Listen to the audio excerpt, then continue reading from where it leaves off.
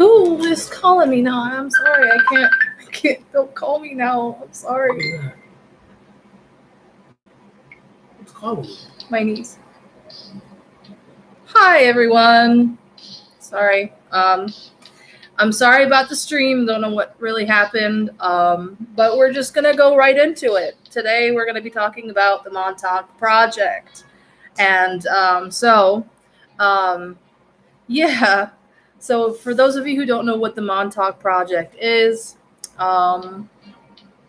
it is an experiment I feel like is a branch of MK Ultra, but this time they used young boys. So this is what we're going to be talking about. So usually when I do my research, I talk about, or I end up trying to find a documentary that I can take notes on. And I found a really good one. It's called the Mod Talk Chronicles. And if you look that up, it'll come up right away. It's a 2-hour documentary. And it was eye-opening, to say the least. So governments of the world have experimented on people upon false pretenses, saying that, oh, they're criminals, they're this, they're that. But in this conspiracy theory, kids may have been murdered for the sake of these experiments. So we're going to go right into that. So there were a few witnesses in the documentary. So this one witness says that when he ended up going on a school trip to Montauk, a few of them would be separate from the other kids. They would show them places that the other kids were not allowed to be in. So some of them would, these people that led these kids into these abandoned places, they're like, oh, are you ready to go in and all this stuff? And he's like, no, I refuse. What in the world are you trying to do to me? And so they were taking a trip to the Montauk Lighthouse, where Camp Hero was a 1/4 mile away. So this is on Long Island, around Long Island. Yeah. This is my first live stream, so bear with me. These testimonials of events allegedly took place between January 1971 and August of 1983. So 120 miles east of New York City is Montauk. And for some media references, for those of you who don't know, Stranger Things is loosely based off of the conspiracy of Montauk. Also, the Eternal Sunshine of the Spotless Mind, I think that's what it's called. They actually talk about how to erase memories from people who don't want to remember a certain person. So, let's see here. Special interest of military forces and vacationers. So, a lot of people who flock to Montauk is usually people who are conspiracy theorists like me. Also, the military and vacationers, because I guess it's a very pretty place as well. Above the town lies the AFPS radio tower, or the Surge Tower. And Camp Hero was built in 1942, mainly based by U.S. Air Force in World War II. There are a good number of entrances linking to the underground tunnels. So there were underground tunnels under this base that led to certain areas. But because of the conspiracy theory and because of the flack that it got after everything kind of crashed, they filled it up with cement or with water so nobody can go inside. So yeah. Preston Nichols was a program director in the Montauk Project. At the time when he was in school, he had an IQ of 200. So Preston Nichols is going to be someone who we're going to be talking about a lot in here, because he had the responsibility of rewriting the mind after it's split. So when it comes to mind control, the mind splits, and then he was responsible for rewriting the mind and putting more like bits and pieces for the mind to be more controllable, basically. Let's see. He was called in on a reverse engineering project of tech picked up at Montauk from crash sites of alleged UFOs. So that was how he got called in. Anyway, alleged Montauk boy Stuart Sublow talks about his experience at the Montauk lab. So he claims that he had been abducted and abused by the perpetrators of Montauk, or the proprietors. Yeah. So when he was a child, he claims that he never told about his experiences, not even to those he was married to. So he was married a few times, since no one believed him, or they were ridiculed. Like, they ridiculed him a lot because of this. So his family moved to Long Island in 1970 in the summer, and the one afternoon in 1970 in the summer, and one afternoon his father said, "Let's go to Montauk Point." So he remembers passing the base, and back then they had an old fighter jet, like the front of a fighter jet, that had been placed in the front gates. And as they passed, Stuart had a case of deja vu. And that's something that we could probably talk about later on, about how real deja vu is. You guys watched The Matrix, you probably know what I'm talking about. So, yeah, remembering what was under the base. So he remembers a lot of detail of what happened under the base of Montauk. So waves of deep depression was something that was recurrent in his life, and many fears. So it plagued him as a child, and he had the fear of the dark and going outside. He was a very fearful child because of what they did to him, and that is trauma. Plain and simple. He would wake up screaming and he couldn't sleep alone, sorry. He would see aliens in his room, or he would be taken to places underground in the tunnel system. He tried committing suicide many times, which it usually happens when someone has been under immense trauma like this. So, he tried committing suicide, yes, we read that already. Eventually, he came to the conclusion that he was maybe here for a reason. And sci-fi actually consoled him.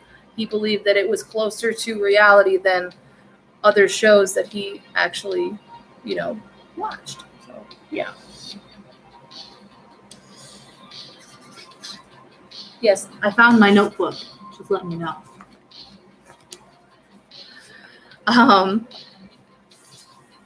If you were crazy back in that day, if you ended up with a mental illness, they would just put you in an institution back then. There were no psychologists or psychiatrists that really had the interest to discover the mind at that time. They would just literally put you in the mental hospital. So he would have bad experiences, bad dreams, and seeing shadows in the corners of his room. And that's how it began with his experiences. His metallic blinds would vibrate, the tapping of the windows, and being watched. He felt like he was being watched constantly. paralyzed, levitation, couldn't scream. That is actually sleep paralysis, which is something that actually happens when someone is under severe anxiety, or if you ate something wrong sometimes. But he does talk about sleep paralysis and how it ties to the Montauk Project, and how you feel helpless and you know you're asleep, but you can't wake yourself up. So he had experiences where he floated out the window. He was surrounded by short or tall aliens, depending on, who decided to pick him up that day. Yes, the Nephilim. We can say that. And he would be strapped down naked. These were his experiences. Probes, needles, and pressure all over his body. Sometimes even had hands inside his body touching his organs. The technology that they had to have been from the Nephilim,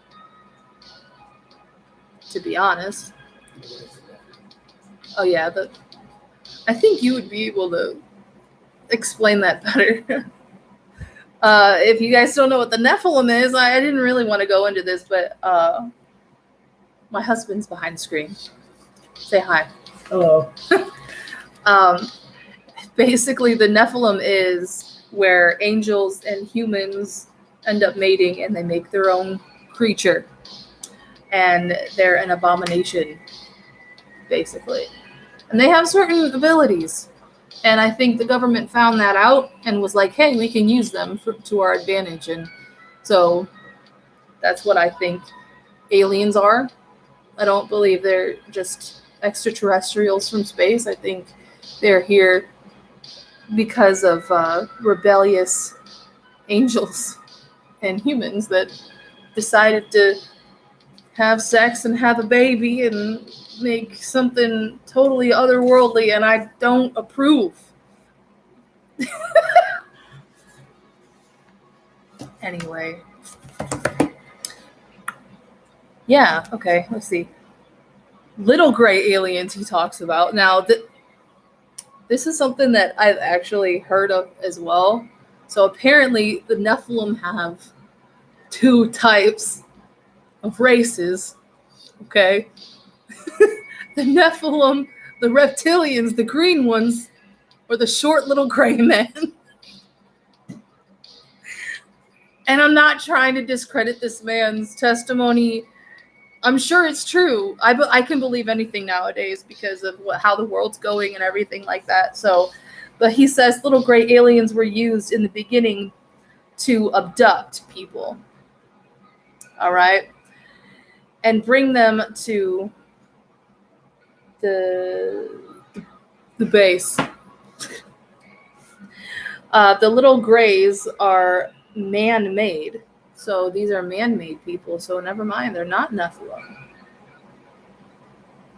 They're actually people being experimented on, and that's how they ended up. The gray skin, big eyes. I don't know. What do they look like?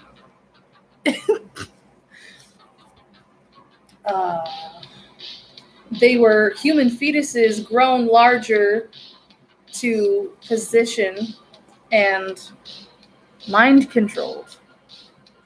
Paralysis, fear, and pain were involved in every session he endured. So this was constant in his life. Let's go on to the next page. Every session was different. Sometimes he would be put back into his room and several hours had passed, and sometimes just a few minutes. So that's the sense of time disruption, which means he might have traveled through time. This one is crazy. Let's see. As he got older, he got involved in human experimentation. So they bent time in order to confuse him, and experiments would sometimes last even months at most. He could only move his head and eyes and tried to fight back. and he would scream and no sound came out. So this kind of sounds like sleep paralysis to me, though, because if you can't scream during sleep paralysis, you can't move, and you can't wake yourself up, I do believe in sleep paralysis demons. Are they demons that were hired by the government so that they can be experimented on? Like, there are so many things that this world has just ended up having, and I don't like it. It's not okay. Anyway, the Montauk Boys program was designed to dominate the minds of the victims. No one knows who ran the program. There was no name listed in the books. Sidney Gottlieb. You're telling me that MK Ultra and Montauk don't have any ties together? No? Okay. German scientists had been taken around. They were bypassed through the Nuremberg Project and never went to the trials. Oh, yeah. Yeah, no. They hired German Nazis in order to experiment on these kids. I mean, if it can't get any worse. They were taken to the Brookhaven National Laboratories, and they worked there for 20 years until they were kicked out by the Congress. And then they found a new home at Montauk.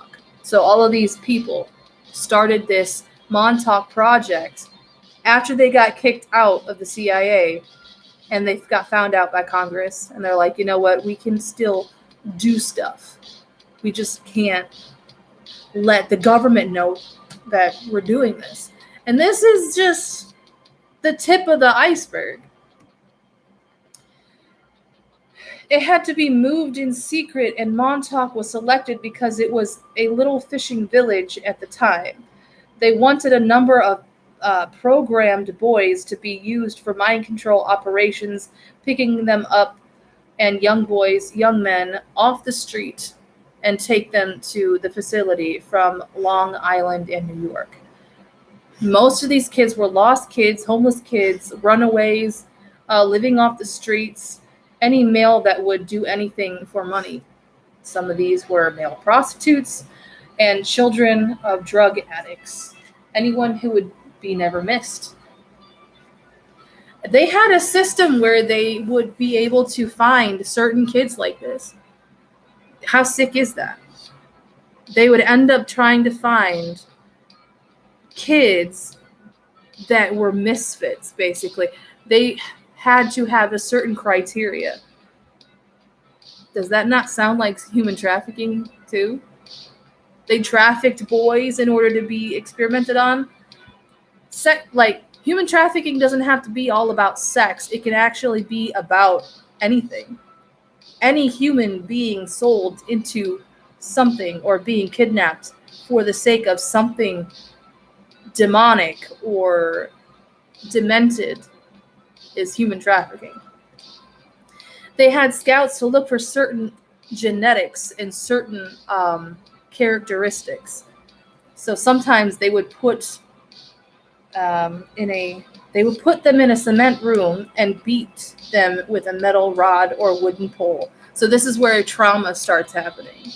So if this kid hasn't been traumatized enough by being kidnapped and being put into a cement room, they ended up beating the children mercilessly. So different people would administer the abuse. That way, none of the kids actually was able to coax the abuser into forming a relationship with them in order for them to be more gentle or not even have the abuse at all. So in the tortures and experiments, some looked like soldiers and ordinary people. So they had a mix of different people, whether they were military or non-military, scientists, non-scientists. It was all to kind of mess with the mind. Like, can you imagine someone going into this room? They've already been beaten. The last person that beat them was a military man, and they end up getting beaten by a doctor the next day. Wouldn't that mess with your head? They were always male who beat the victim. So it was an all male project. It had no women. It had no females at all in this sort of project. And what they wanted to do was try to control the mind. That I feel like that's always been the government's, main goal, is to control people. But they hold one of the torture tactics was they would hold you underwater to the point where you would give up or go unconscious. At some point, when you are tortured so much, your soul gives up, especially when you're held underwater. You just end up not wanting to fight anymore. And then they would just bring you back up so you could breathe. And then they would do it over and over and over again. They wanted to split and shatter the mind. Like I said, that's what trauma does. And they wanted the mind to be programmed, and each piece of the mind with something else would be programmed. So they would literally program each piece of the mind with a certain personality. That sounds like demon possession to me. I don't know how witchcraft and technology works, but I'm sure it works. Anyway, I lost my place. Drowning was used to manipulate the victims. So, yeah. Part of the breaking of the psyche of the person to install the programming was to fracture the mind, and is to make them uncomfortable as possible. You make somebody as uncomfortable as possible, like torturing them, messing with their head. At some point, their mind's going to break. Anyway, when the body experiences one thing and then another without expecting it, the mind breaks. They would leave a few pieces to be their normal, awake mind. The frontal lobe is where your personality is, if you guys don't know.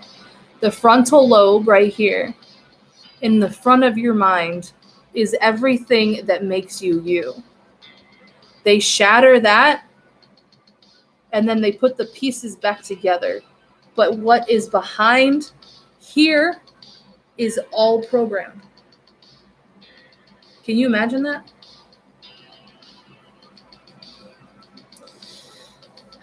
While the rest were programmed almost unnoticeable. So they had a way to sneak programming right underneath the personality of the person. Nichols' responsibility, like I said, at Montauk was to put the mind back together with the programmed pieces inside and make it whole again. So it's like putting pieces together like a puzzle, but none of those like the whole picture is not gonna look the same, especially when you add new pieces to it. The programming was safe behind what was called the trauma block. And to remove the programming, you would have to remove that block. So I would say, since MK Ultra has tried many times to ensure the fact that none of their victims could remember the torture in order for them not to talk, this is what has actually been brought over from MK Ultra to Montauk in order for their victims not to remember the trauma that they went through, so they wouldn't talk. That's what the trauma block is. The programming, let's see. Yeah, okay. When you take a personality and you fragment into pieces, they take one of the pieces and create a sub-personality, which is different than the core personality. Core personality is right here. Right here is the curtain. Behind the curtain is everything else that has been operated and experimented on. So they provide a code that triggers that personality to come forwards and take control of the body. Like I said, that sounds a whole lot more like demon possession than anything else. But if you're talking brainwashing or what's another word for it? Mind control, basically. There are ways in order to get people to do certain things subliminally, and that's called brainwashing. You know, when a man is not a man anymore, they end up becoming a robot or machine. Let's see. Programmers that would come into the room only after Stewart had been sedated and drugged, beaten, and he was immobile, laying there on the table, fastened down. So he's talking about when he's been experimented on. What is so funny?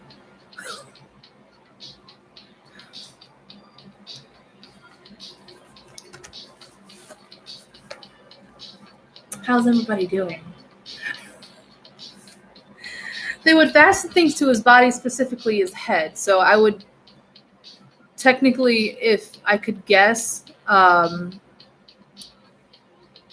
what is that thing? It's like almost like a sleep apnea helmet, or the brainwave stickers, probably. But rituals involving astral entities.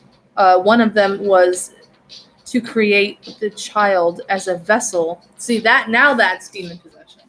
When you're dealing with astral entities and everything like that. So they would create the child as a vessel so the entity could enter the child and animate it. And those participating in that ritual would achieve the energy of that entity, and that was occupying the body. Demon possession, that's what it sounds like. Anyway, there would be a chemical smell, and they put things on his legs and his arms and his genitals and head, and put voices in his head over and over, telling him that it was okay to stay calm and not to fight them. See, I don't understand how they got all this technology without a spiritual entity telling them what to do. But this would happen so much that you would get to a point where you just didn't care anymore, which is a form of disassociation or oppression, which if you're oppressed, that's when a demon can come in, and because you're so weak. Anyway, unthinkable tactics in order to fracture the mind. So these are all unthinkable things, but people being murdered and witnessed, like they witnessed murders in front of them, animals murdered, rape in every variety. So they ended up doing this to these children, these little boys, in order to rewrite the mind and make the perfect soldier, to make man in their own image. That's what I believe. But all to desensitize the mind in order when you're programmed to do any of that. Like when you're programmed to do any of that, it's traumatizing.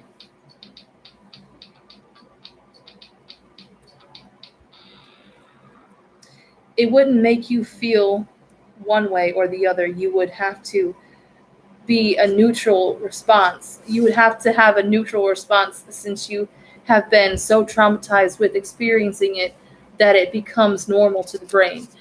That is environment trauma. I feel like when you become so programmed into this environment, let's say if you've been abused. If you've been abused in that environment for so long, you become part of that environment. It's like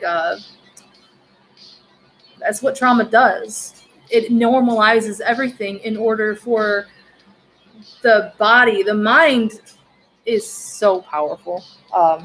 Neurologists and scientists even call it the black box because there's so many possibilities that the mind can do and operate in, and it's still a mystery to scientists to this day.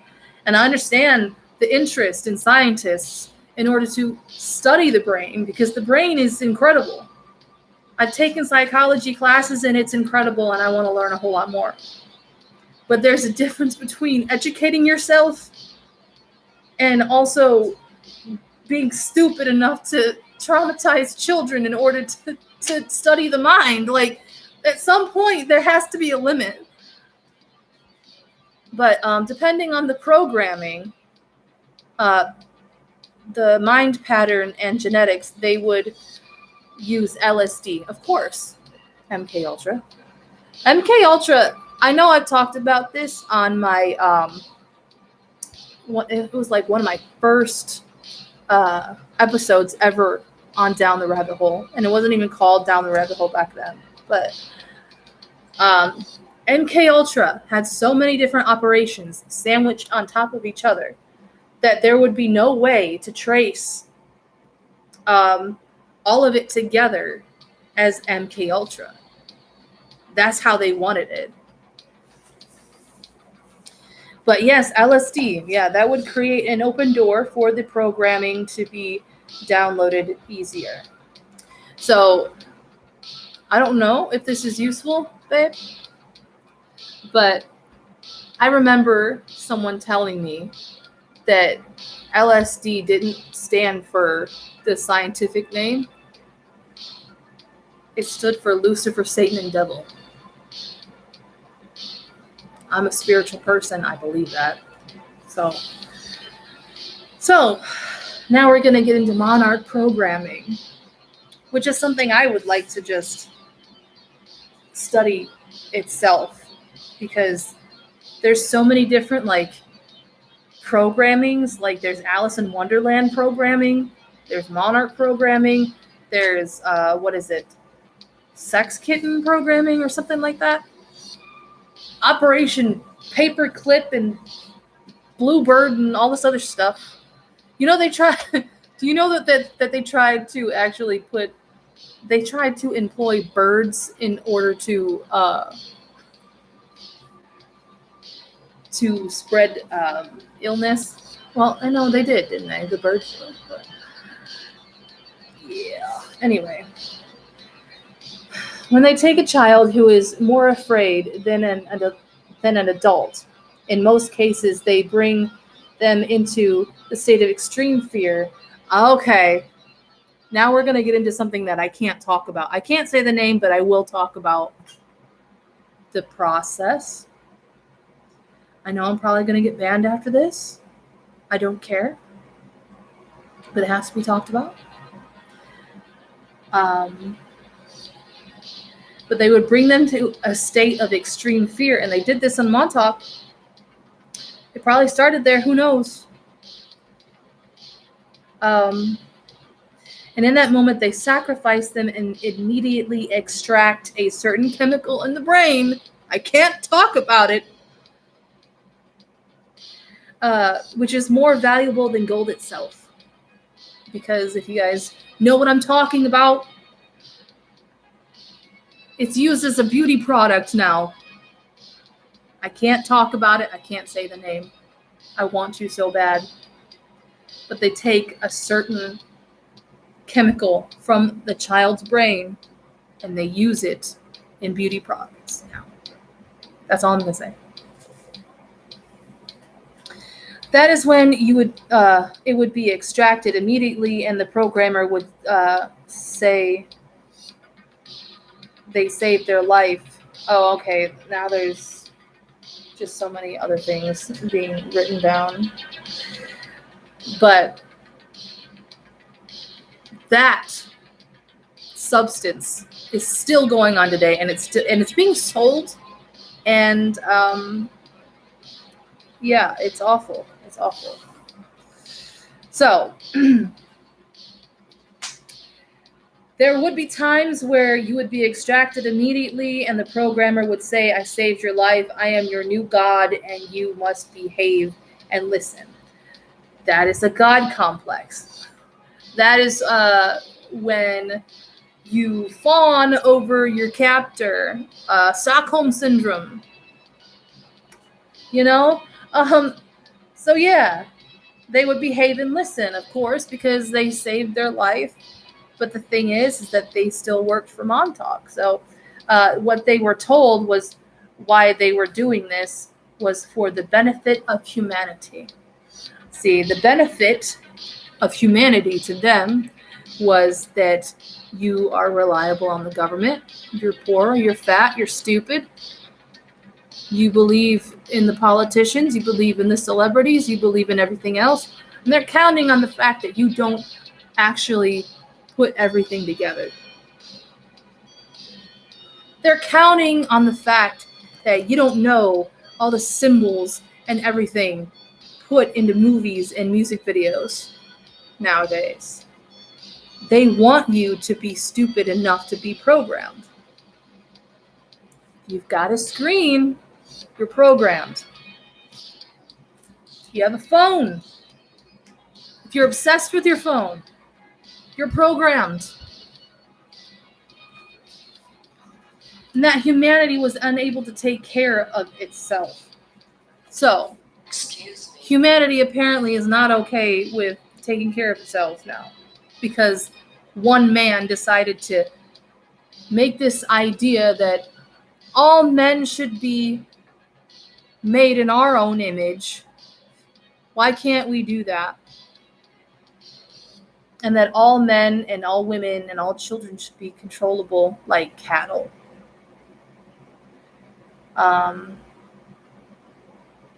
This actually ties into a lot. This ties into the Illuminati. The Illuminati believe that everybody's cattle. So, helping to control society without it being destroyed. So this is basically their mission statement. They wanted to help control society without it being destroyed. Wouldn't that be communism? I mean, China's not doing very good. Just letting you know. Pain and suffering they endured would save mankind, and that is what the Montauk boy was trained to believe. So, Preston eventually tries to tell John Pruitt, the second in command of the project, that he should find a way to get the children to voluntarily be involved. That evolved into a more humane way of programming, but put them back into society where they could be activated at any time.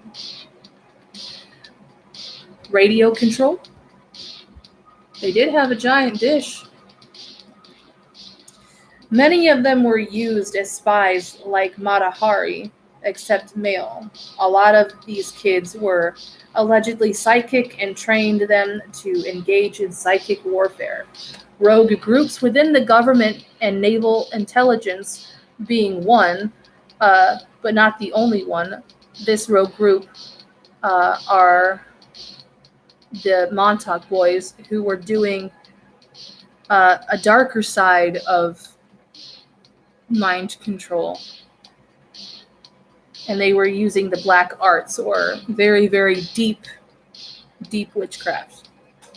The boys are now masters in the black arts. So some of these kids were hired into being spies for psychic warfare, or I would say spiritual warfare, because I don't know if I believe in psychic warfare. I don't know if I believe in psychic abilities, but the mind can do so much, so I can't necessarily confirm or deny that.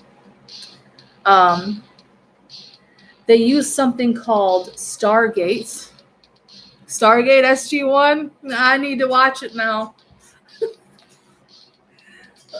They put everything in movies. They're trying to tell you everything without actually telling you.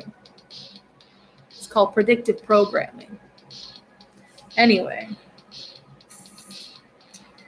they use something like Stargates, and apparently CERN is using this as well. Allegedly. I have to look into that now. But it would just look like a mirror, which would allow you to move forwards or back in time. Some of the victims would get stuck in time. I think that's what it says.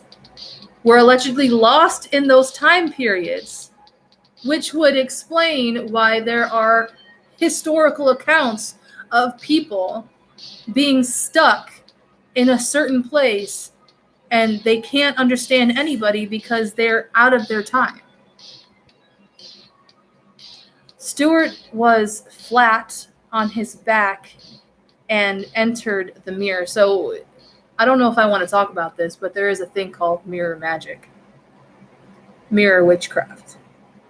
I don't usually research anything that spiritual or that deep, but there is a way to watch people through mirrors.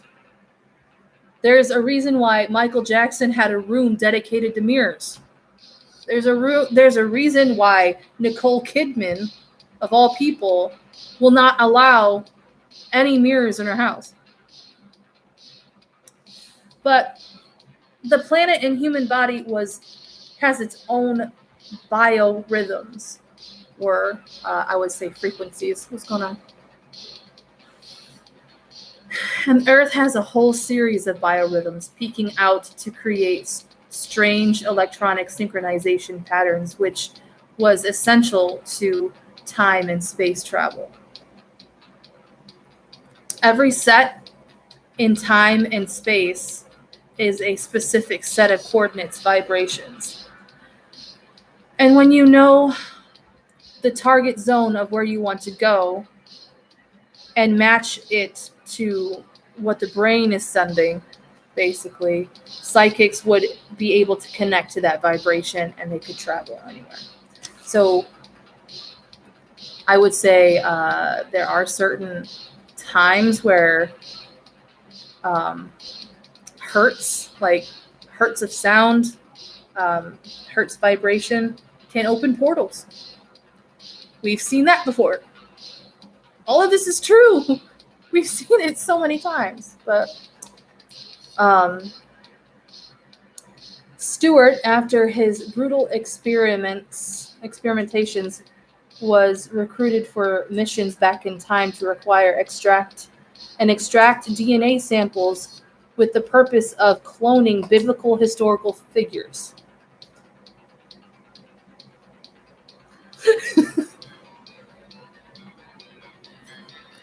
And in the documentary, they had a picture of Jesus on the cross.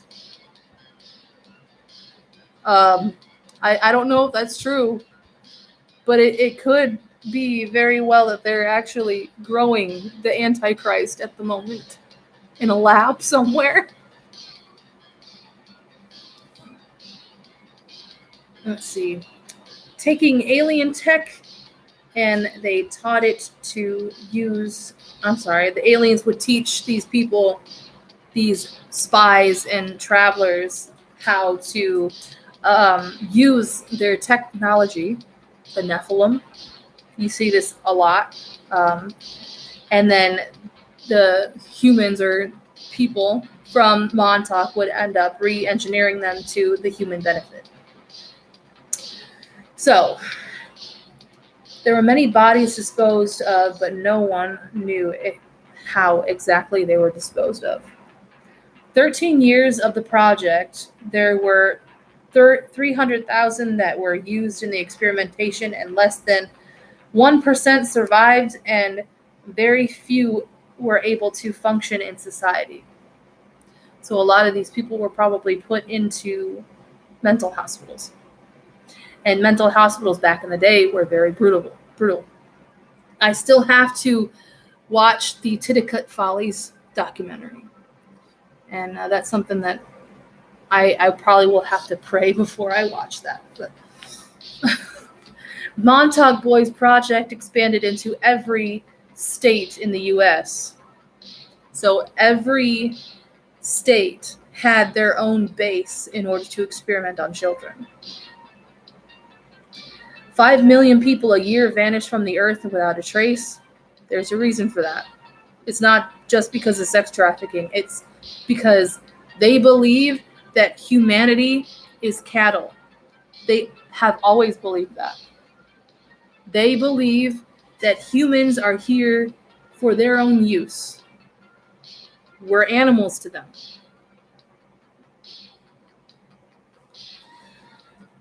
Many of those scientists were put against their will to do experiments on these boys. Yeah.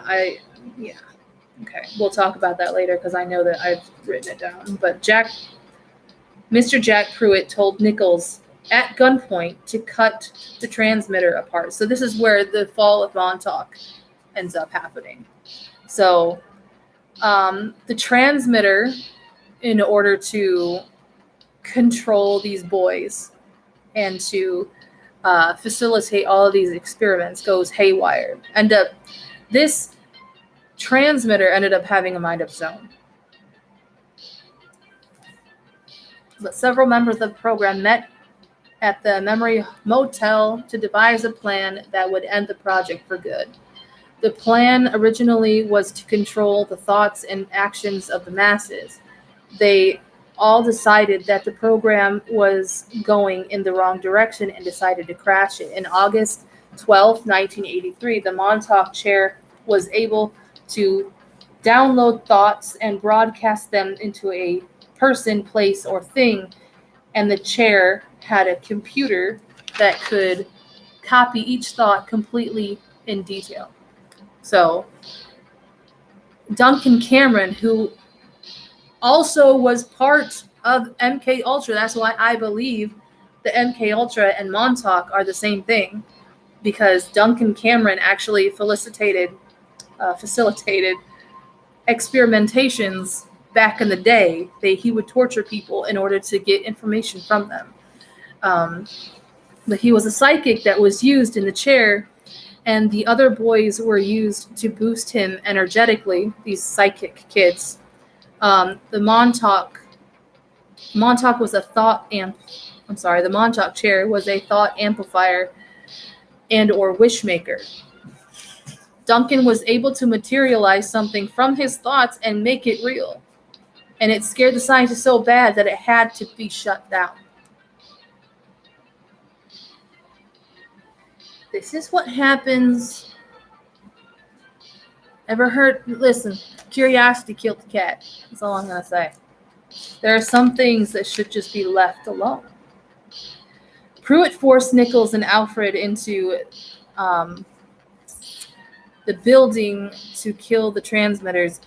Alfred Bielek was another person that actually facilitated experiments. I'm not sure if I said anything about him. But it didn't do anything. It just kept going hard. And it was locked into some sort of loop through quantum realities and energies and kept building and building and building. It started getting stronger. The entire system went out of control even after the connections were broken and the computer's ability to create ended. There was no way of it being turned on again in fear of it staying out of control. Once the system crashed, Stewart said that he felt unplugged from a giant device and his reality came back to him. The warfare that is going on is unbelievable. Psychic warfare, religious warfare. Alfred made a rough prediction of what may happen in the future, that many suicides will take place. He believes that people, civilians, are able to take back control in order to change society for the better. He says that history is not cast in stone. Unfortunately, Alfred Belak, one of the witnesses and one of the workers from Montauk, unfortunately died in the making of the Montauk Chronicles of this documentary. Stewart formulated a self-help program called Expansions, which is a philosophy that entails that alien race have enslaved the human race and they called it the Illuminati. I believe that. Why not? And they control our thoughts partially by poisoning our food and water supply. Nazis even had certain chemicals to put in their food to manipulate the brain and damage the body and make the person weaker and to control them. Fluoride, what is it? Chlorine in the water and mercury and aluminum in food. The 5G towers. Should I really talk about that? You get a 5G phone and you surround it with steel wool and you get somebody to call it, that steel wool burns away. That's how radioactive a phone is from a phone call. So, and they create heavy metal toxins in your body. So, let's say you eat McDonald's all the time. There's metals in that food. And you become a walking antenna, and they pick up microwave signals, and I can't read my own handwriting, I'm so sorry. And radio waves, and makes you constantly available for programming 24/7. So what they did was perfect a way of programming you without even knowing it. Pesticides in your food, metals in fast food, magnesium and chlorine in the water, mercury and fluoride in the water. I mean, is there hope for the human race at all? Okay, March 1995, full disclosure of what went public from Montauk. So, James Bruce was recruited when he was a child, kindergarten. He would put puzzles together, and whoever took the longest to put them together were called winners. They're already trying to mess with your mind, bro. They were looking for kids with psychic abilities and kids who would keep their mouths shut, and they would be good assassins and good soldiers. So basically, the dumber a kid was, the more programmed they could be. In his late teens, he was abducted by a man disguised as his father, and his friend's father at the time told him that it wasn't his dad. And he doesn't believe him. And since the man had the same car and everything, he ended up going with him to Montauk, and Al Belak was there and picked him up along the way. They told him to get into the Montauk chair, and he refused countless times, and he was eventually made to get into it. The man posing as his father took a razor, cutting the fake face off of him and then putting it back on like a mask. Yeah, I could say something about that, but I don't know if I want to. And James was led. Okay, sorry. James is the documentary host, but he was led through the woods to show the creator of the documentary. Okay, never mind. Where he experienced this. Some say to this day that the experiments are still happening. Some say that dish from the surge tower moves still. Some people say it's the wind, but that's a heavy dish. You know, I don't see that happening. But anyway, thank you so much for listening. Thank you so much for bearing with me, because I know I can drown on. But thank you so much. I will see you in the trenches next time. Bye-bye.